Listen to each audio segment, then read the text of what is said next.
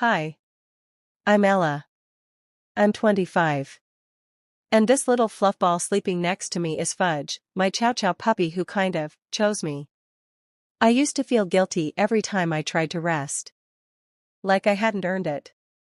Like I should be doing something more productive. Even when I was exhausted, I'd push through.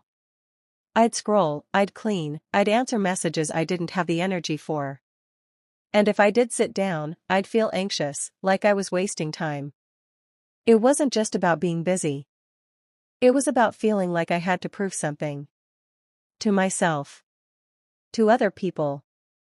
To this invisible voice in my head that kept saying, "You haven't done enough." And then one day, something small, and kind of magical, shifted things for me.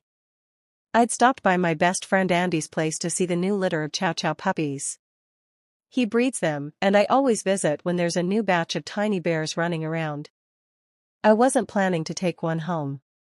I just wanted to sit on the floor and let them climb all over me. But while the other puppies tumbled around each other, one little brown fluffball waddled straight toward me. She nudged my knee with her nose.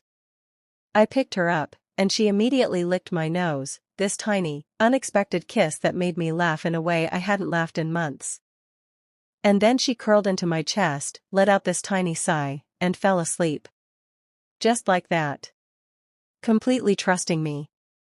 Completely relaxed. Andy looked over and said, "Looks like she's already claimed you. Do you want her?" I looked down at her, sleeping in my arms like she'd been there her whole life. How could I possibly say no? I said. She chose me. And then I said, she has to be called Fudge. She lifted her head, looked at me like she approved, and then snuggled right back down to sleep. That moment did something to me. Because here was this tiny creature who didn't care how productive I was. She didn't care how much I'd achieved that day. She didn't need me to earn rest. She just needed me to be still, and warm, and present. And for the first time in a long time, I let myself stop. Not because I'd finished everything.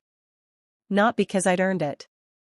But because she needed me to slow down, and maybe I needed that too. After that, I started noticing how tense I always was.